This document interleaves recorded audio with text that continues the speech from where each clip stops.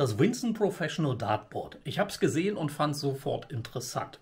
Cleanes Design, schöner Zahlenring, sehr gut ablesbar. Und der Preis, Leute, der Preis.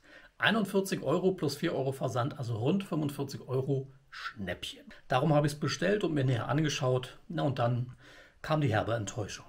Winson ist eine Marke aus der Tschechei, 2016 gegründet mit einigen Darts-Zubehör und neuerdings auch Dartboards.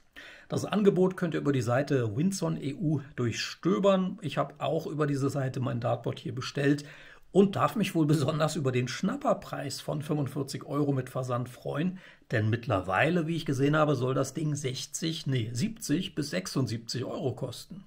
Das ist natürlich eine ganz andere Hausnummer und ich sage euch ganz ehrlich, zu dem Preis würde ich es mal grundlegend auch gar nicht kaufen. Denn die Winson Boards sind wie viele andere Boards auch White Label Boards, die auf einem Bulls Focus oder Focus 2 Plus basieren. Und warum sollte ich also mehr bezahlen als wie fürs Original? Vielleicht wegen der, zugegeben, schön symmetrischen Logos und dem gut ablesbaren Zahlenring. Denn das sind für mich hier die zwei Merkmale, die wirklich besonders sind an diesem Dartboard und mich auch an so eine gelungene Mischung aus einem Harrows Matchplay und dem Target Asper erinnern. Und das kann ja wirklich ein Ding sein, denn wenn das Board hier weicher sein sollte als dieses brettharte Asper, dann wäre es für die von mir bezahlten 45 Euro womöglich wirklich eine Empfehlung für Preisbewusste. Aber okay, der Preis ist inzwischen deutlich höher. Das werde ich dann in der Zusammenfassung natürlich auch nochmal berücksichtigen müssen. Aber unabhängig jetzt mal von dem Preis, den ich bezahlt habe und den es jetzt kosten soll, versuche ich es mal möglichst objektiv anzugehen. Was für ein Dartboard kriege ich hier? Was habe ich hier? Wie sind die Farben, Spinne, Sisal und so weiter? Also kurzum, was finde ich gut an dem Ding, was weniger gut?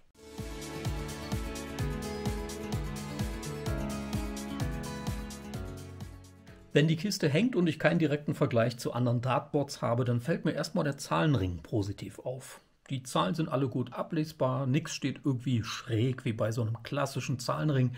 Das gefällt mir wirklich gut. Die Logos auf dem Randbereich finde ich auch angenehm, das ist symmetrisch und nicht so vollgedruckt. Das heißt, wenn ich das Board dann auch mal drehe, um die Segmente eben gleichmäßig abzuspielen, dann wirkt das Board trotzdem immer irgendwie gleich auf mich. Vom ersten Eindruck der Spinne sieht es auch gerade aus, alles ohne Wellen oder irgendwie störende Kanten, auch am Ringschluss. Das ist echt soweit erstmal gut gemacht. Von der Dicke des Drahtes und auch Bullseye würde ich sagen, das ist guter Standard, so rund 1 mm. Das ist jetzt nicht das allerdünnste, aber auch nicht jetzt dick wie ein Brotmesser. Farben der Segmente auch erstmal okay. Grün, das sieht man von nahem so ein bisschen die Unregelmäßigkeiten ringsum. Da ist es dann immer ein bisschen dunkler als im Innenbereich. Bei Rot ist es auch so deutlich dunkler. Also für mich jetzt fast schon Weinrot wirkt das Bullseye. Aber das ist immerhin schön mittig und das ist gut und mir persönlich auch echt wichtig. Schwarzton vom Randbereich und auch den dunklen Feldern ist für mich auch okay.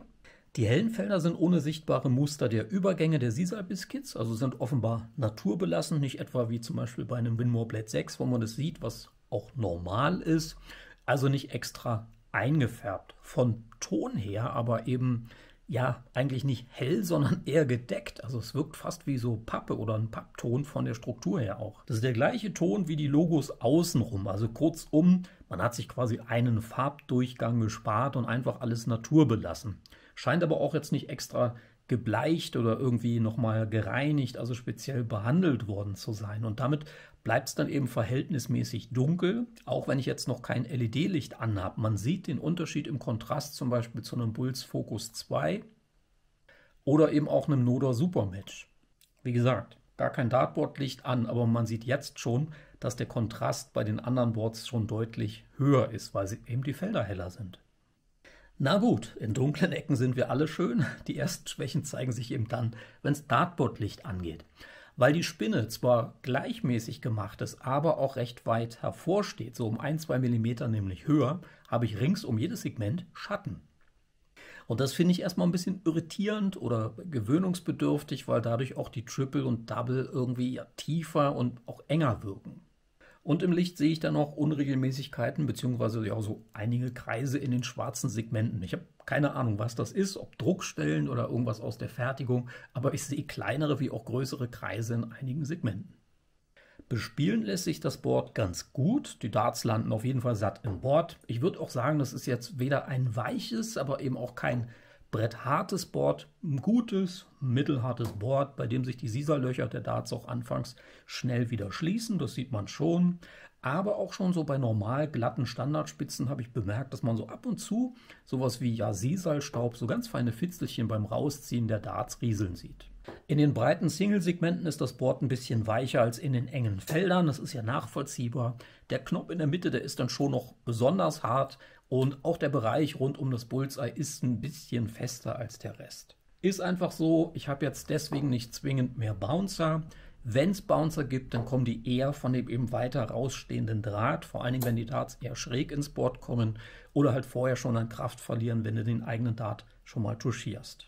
Katastrophe wird es für mich ehrlich gesagt dann mit etwas härteren Geschützen. Wenn ich dann Points spiele, wo ich wirklich mal guten Boardgrip haben möchte, dann sehe ich teils schon nach wenigen Aufnahmen erste Sisal-Fasern hervorblitzen. Also das hat mich echt erstaunt, eigentlich fast schon erschrocken, weil da habe ich wirklich schon günstigere Boards bespielt, die mehr ausgehalten haben. Und schaue ich mir jetzt nach gerade mal einem Nachmittag lockeres Pfeile werfen mit vielleicht 2, 3 verschiedenen Dartsets und Points, die Segmente, aber die Spinne mal ein bisschen genauer an. Also, boah, nee Leute, ey, ich sehe jetzt schon an der Triple 20, dass der Draht ausfranst und ich sehe auch schon erste Ansätze, dass sich Felder gerade ziehen.